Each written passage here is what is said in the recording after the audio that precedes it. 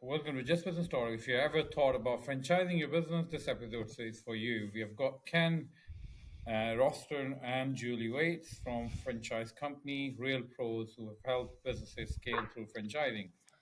Plus, we will dive into their partnership with sellanybiz.com in opening doors for businesses in UAE and MENA region. Ken and Julie, great to have you here. Thank you for coming. Thanks. Great to be here. Yeah, so franchising sounds like a great way to scale a business, but not every business is franchise ready. So, what are the key signs that a business is good fit for the franchising? So, I think I'll start with Julie. Fundamentally, the business has got to be established and proven. Hmm. So it can't be an idea, it can't be a concept. It's got to be a proven trading business which has a track record and it's basically doing well. Another key aspect is good branding, potentially registered trademarks, and a business model that can be duplicated in other geographical areas. And at the end of all of that, the person who owns the business has got to be a good business owner as well. Yeah, so is it the length of the business is necessary before you can determine that if this is a good business fit for to be franchised or no, or it's not necessary? Absolute minimum of 12 months. So the business has got to be established for 12 months to have a set of track record and accounts. And realistically, 2 to 3 years Hmm. is a good timeline to have got the business established and got the systems developed and hopefully smoothed out any wrinkles or problems. Yeah. So I generally advise people that if it's always better to buy a business rather than starting a new business. So what are your thoughts about? Is it buying a business, which is not a franchise business, is better, or uh, if you buy a franchisee, that has more chances of success for someone who's just coming into entrepreneurship or business ownership? So for someone coming into being a business owner for the first time, franchising is actually a really good way to do it because you've basically got a proven business and a model that's been demonstrated to work. But you've also got the opportunity to work with people who actually know and understand the business and the market and the sector. So if you buy an established business, the person from whom you bought the business eventually is going to leave, and then you end up running the business on your own without realistically the ongoing guidance and support from someone who really knows the business inside out. Whereas in a franchise, you're working with the franchisor, Okay. who's the person who originally started the business or the company, but you're also working in a network of other franchisees. So you've got a huge cohort of people who are in effect and running exactly the same business as you. And therefore you can gain a lot of knowledge and information and support from those people within the network. And again, in reality, in terms of capital to invest, if you buy a new franchise, then you're the person who's going to establish that business from scratch and grow it. So your capital investment will generally be lower. Yeah. Whereas if you buy an established franchise as a franchise resale, then your capital investment will be higher. But you're buying a business that's established and you're going to hit the ground running basically. So the advantage of a new franchise area is that you get the opportunity to make sometimes quite significant capital appreciation on your original investment. And when you come to sell it, you sell it within the network. So the person you sell it to, again, has the assurances that they're going to take over hopefully a thriving business and continue to work with people who know and understand the business rather than just buying a business from an owner who then leaves you to it. Yeah. Can many business owners worry about losing control when they franchise? So, how do you address that concern when advising clients, and what's the right balance between structure and flexibility? The way that we would approach it is when we begin to develop the franchise model itself and striking the right balance between the 2 points that you've made is important in terms of preparing an attractive franchise model, because on the one hand, the franchisor needs to retain control over intellectual property, systems, and know-how.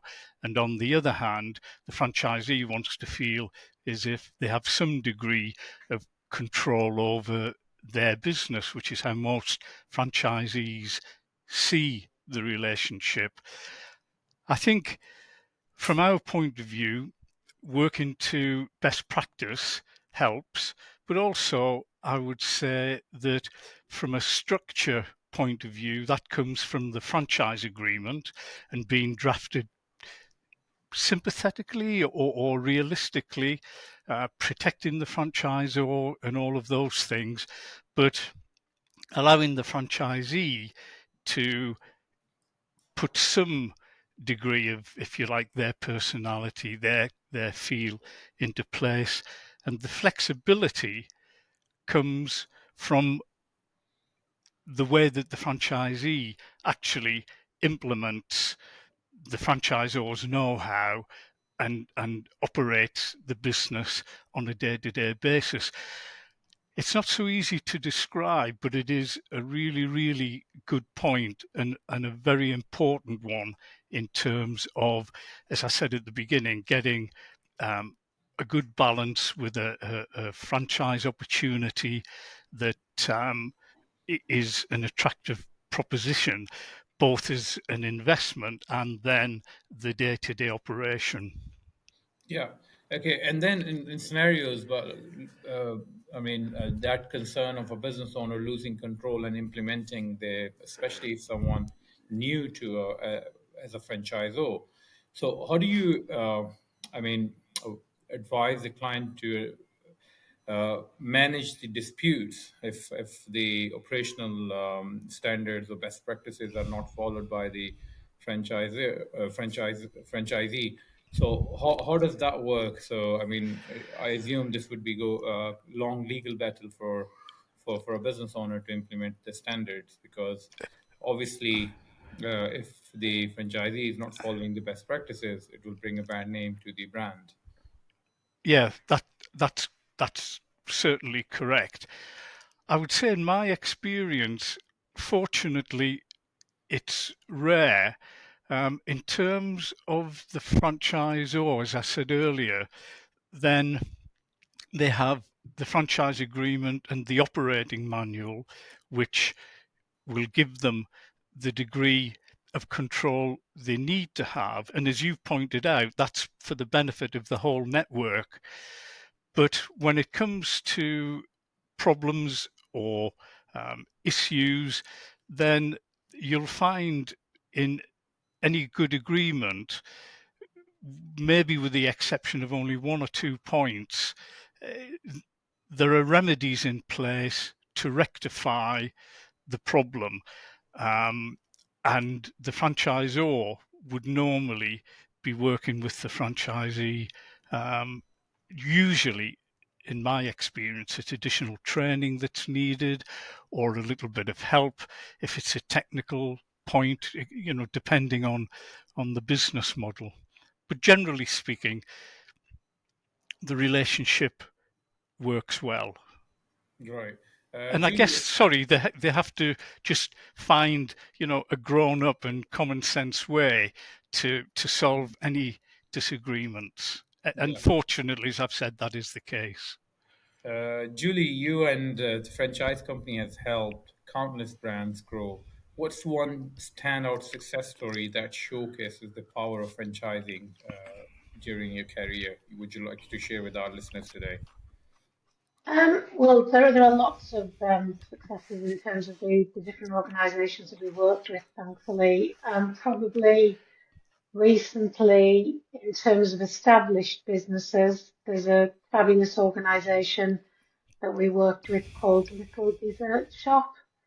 And Little Dessert Shop, if anyone takes a look at their website, Mm, I'd challenge you not to feel desperate to go and visit one of their outlets and eat one of their fabulous desserts, basically. But mm, they started with a single branch in West Brom, which is a suburb of Birmingham, when we first started working with them, and the business was owned and operated by a group of cousins who just were passionate about the business and did everything to the absolute highest quality and wanted to share the brand and expand the brand, and absolutely followed the advice to the letter, did everything we asked them to do, developed fabulous internal systems, had an amazing product, and still do. And again, great agreement, recruited the right people into the business, and that's an absolute,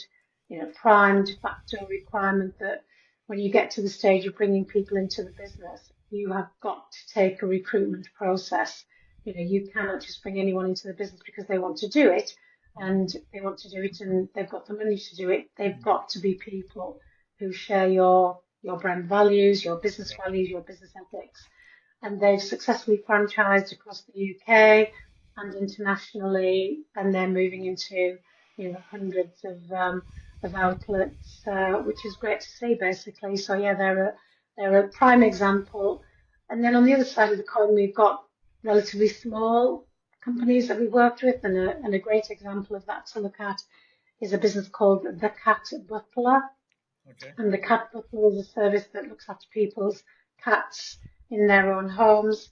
And again, the lady who set up the business, Sandra James, absolute top-notch in terms of service, 5-star Trusted ratings, fabulous branding, great central systems, and again, did everything that we asked her to do, followed all of the advice, implemented the systems, has a fabulous business model, and has now taken the business from a single outlet in outside of London when we started to she's moving on to 25 franchises in the UK and potentially looking at international expansion. And how many was the period? How long that take? Capital, we started as 5 years, but of those 5 years, 2.5 years were COVID years. So 5 years, but taking into account COVID basically, and now she's really on the verge of significant expansion.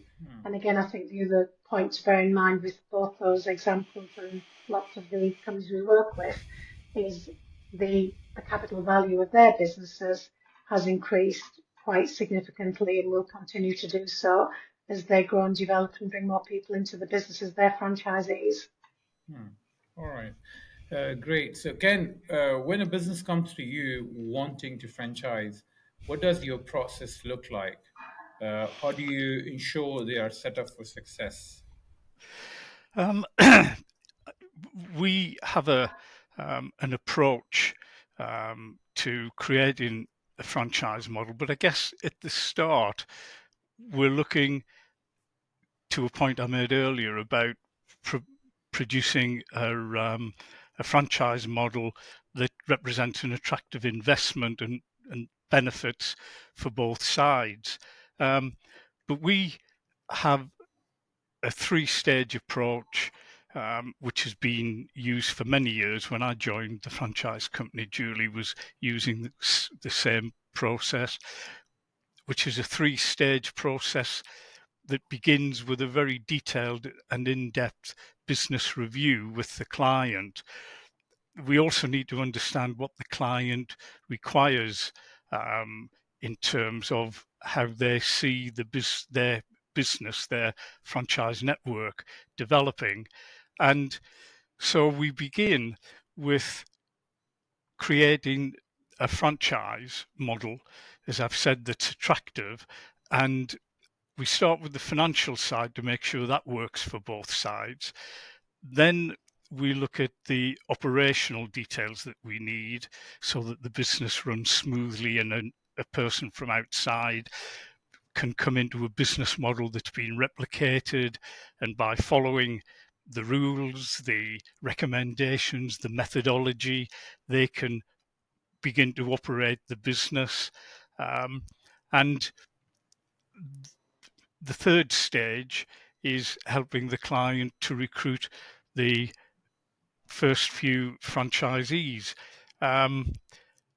We involve the client in the process as we're creating the franchise model. It's transparent. At the end of each stage, we sit down and go through everything with them so that by the time we get to the point where we're ready to recruit, they understand much more about the approach we've taken and how we've constructed their franchise.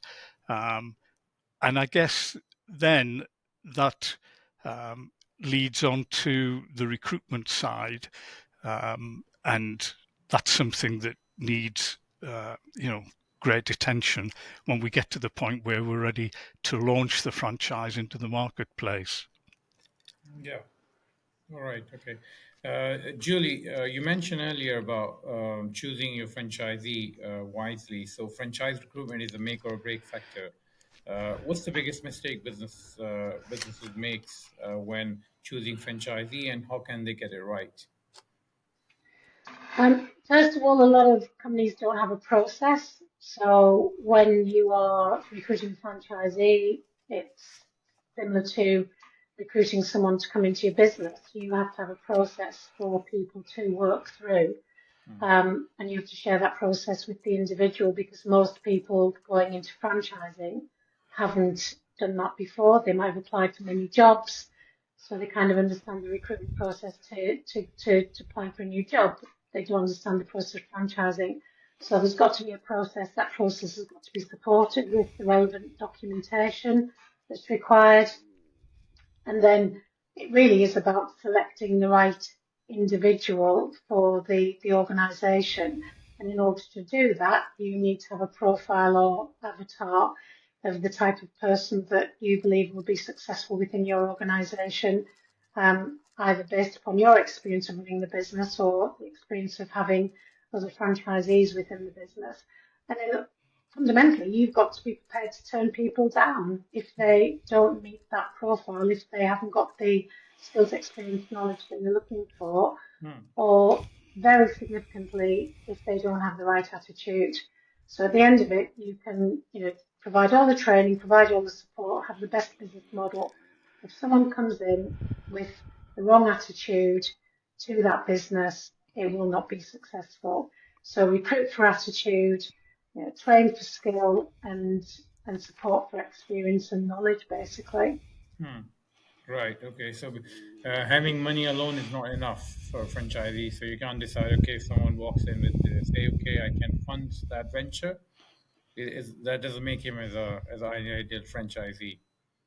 No, and actually that's an interesting question, because again, if you talk to many established franchisors and say, what's the biggest mistake that you made, they probably potentially would say recruiting the first franchisees or two of the first five or whatever it is, because they literally took people who wanted to do it and had the money and the finance to do it, but didn't look at them as the individuals and the skills for the organisation. So having the money is an absolute, base criteria, but it is just the base criteria to start from. And then from there, you've got to establish whether they've got everything else that you need them to have as well. Yeah. So, as part of your preparing a business to be franchised, do you also prepare some kind of a persona or ideal profile for a franchisee as well, for a business owner to Yeah. know what kind of people to look for? Yeah, we provide and produce with the clients what we call an avatar, which is a profile of the individual. And I say we produce recruitment system processes and documentation, which basically keeps going back to that profile and that avatar.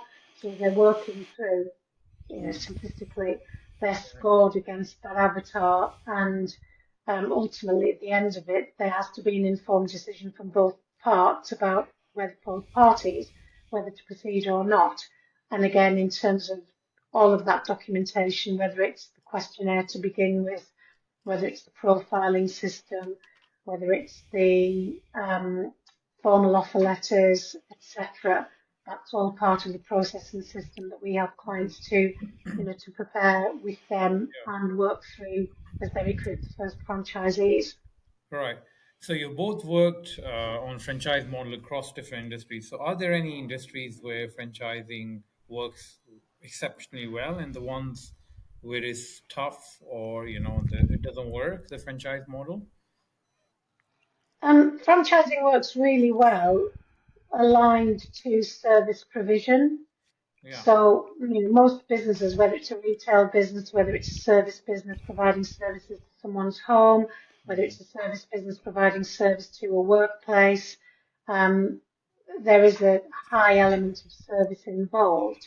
And franchisees, if they're selected and recruited correctly, have a much higher level of commitment to providing great service because they have financially invested in the business as well.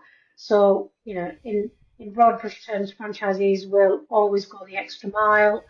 They'll always meet the requirements of the clients. They'll work harder. They'll work longer. They'll, do everything that they can do within their power to make sure the business is successful. And to be successful, you've got to meet your clients' requirements. So anything to do with service is great, whether it's Yep. B2B, B2C. The only kind of limiting factors probably in terms of things like manufacturing, Mm-hmm. that there are very few manufacturing companies that manufacture and their franchise to get a network to distribute their products. And that's being done effectively in things like the chemical sector, where you've got companies like Chemex who have networks of franchisees to distribute their products. And apart from that, I always say the example I always give is that maybe a franchise in brain surgery wouldn't be so successful because of the very limited number of brain surgeons. So that, the higher the skill set, the lower the number of individuals. And whilst professional networks like dentists, opticians, Specsavers is a great franchise model in the ophthalmic sector, have been extremely successful. If you went to the top of the kind of pyramid in terms of skill requirements, then you would struggle because of the limited number of people around who have those skills. Yeah. Ken, let's talk about now franchise MENA and the partnership with Salani Biz. So me and you have worked in last 6 months, many hours. I think what, more than 100 hours. Definitely. Lot of work we have put in this partnership. So I mean, in this, the reason why I thought it would be a successful partnership, which I think given the business environment now in UAE is booming. A lot of new people are coming in the country, and many of them want to buy a business or they want to start a business. So this way means it would be an ideal for them, as Julie said earlier. It is safer for someone to buy a franchise rather than starting a business, or even I think it's more safer than buying a franchise rather than also buying a business if you don't know the business or it's your first business. Another reason why I thought it would be good to partner with you to help UAE-based businesses who are successful to be franchised and then grow further and take their uh, concepts out of UAE and then to Middle East or so that's how the idea sparked in. So why from our first call when we met, why did you think that the franchise company services can work in Middle East or MENA region? So, and why do you think this is an ideal fit for the franchise company to branch out to UAE? I think initially because Julie and I have done work in Saudi Arabia and Dubai, Abu Dhabi, and other countries around the area.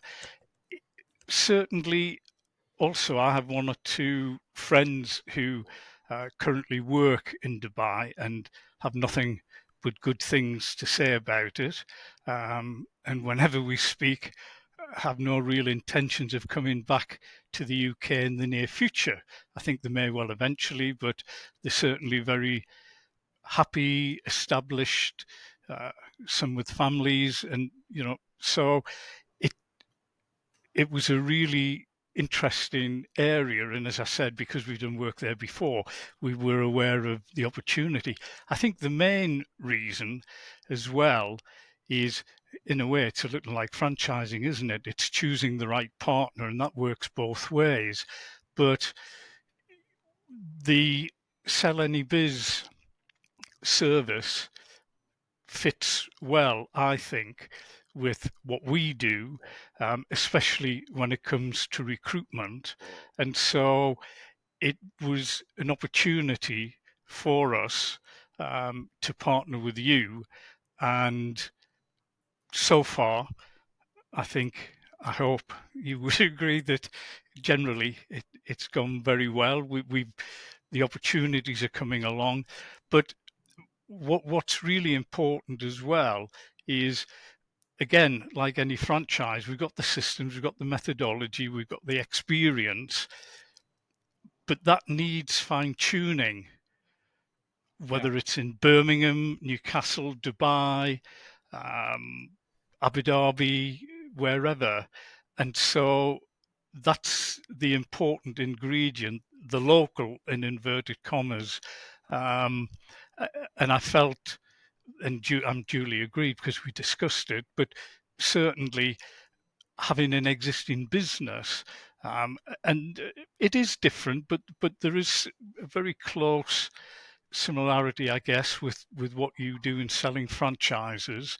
Um, we can add the little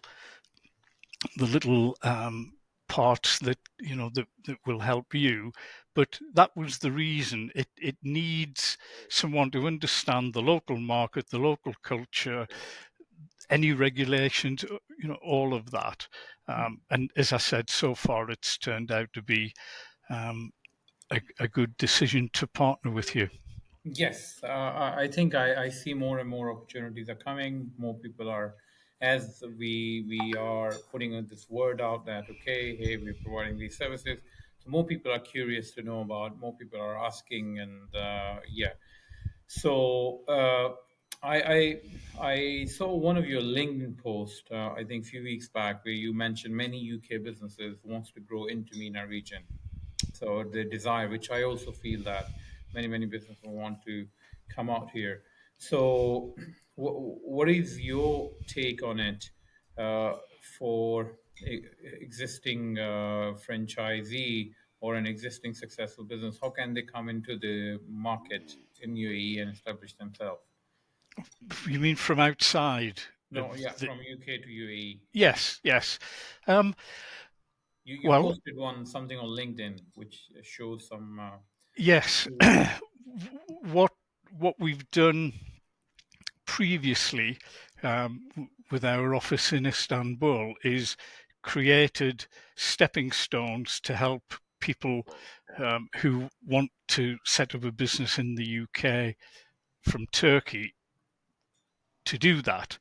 And if you reverse that approach, then being able to speak to people in the UK and explain that we have a working office in Dubai covering the MENA region is a significant benefit, because it comes back to the point I made about partnering up in terms of having someone who understands the local market, the nuances, and so on and so forth, and being able to guide them and being able to contact you and say, here's the business model, here's the client, this is where they want to be in 3 to 5 years' time. Mhm. I can work out most of it, but I need your help to fine tune it so that it's seamless and easier for the client to make the decision to expand into the MENA region. Also, the delivery part of it, I think, is very Yes, important. That of course. yeah, Yeah, there yeah, are boots on the ground. Yeah, definitely. and I think remote working, yes, many things can be done virtually, and but in the end of the day, I think all the meetings we had also eventually you need to have an in-person meeting at some point. Yes. Yeah, with the client to get the I work think done. there's a very well-known saying, isn't there, that people buy from people, and Yeah, I agree. The, absolutely. the the virtual side works okay, but um, actually getting together is important. Yeah. Yeah, and I think also if I could add to that to you, in terms of the UK, Ken and I have literally opened businesses across the UK. So if someone wants to talk about Aberdeen, we've been there, we've done it, Bournemouth, Aberdeen, Birmingham, Manchester, you name it. We know the towns, we know the cities. We have a very strong understanding of what will work and best in certain towns and cities.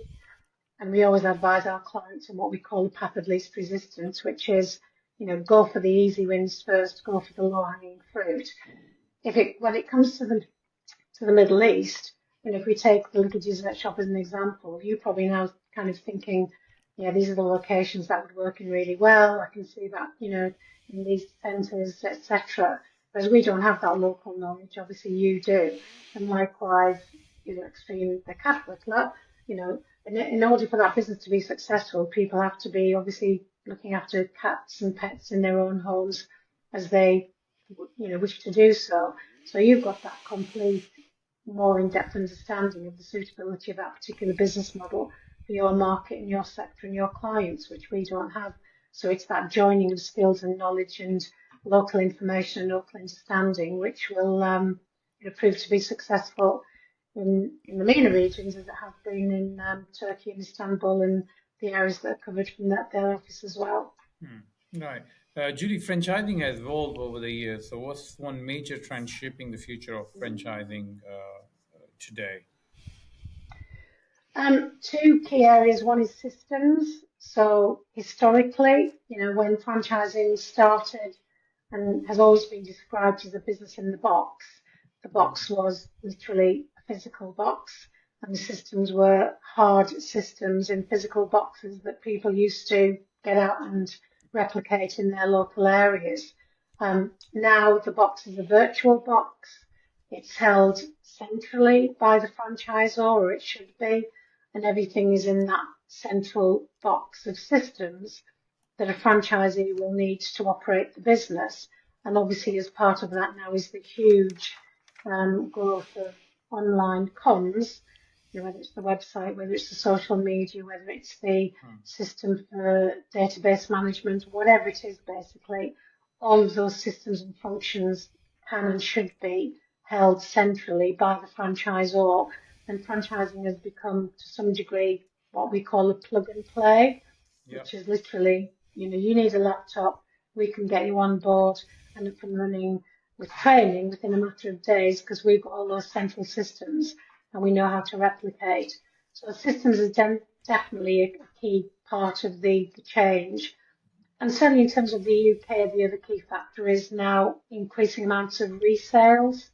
And we've just had an event this afternoon, which is our first Friday event that we do every month, and it's specifically talking about franchise resales because as networks grow and mature, the individuals within those networks want to leave, retire, move on, and so the volume of franchise resales is continuing to grow significantly within the UK, and the businesses that have been sold as resale franchises, have to some degree, some of them a very, very, very large capital value of seven figures, basically.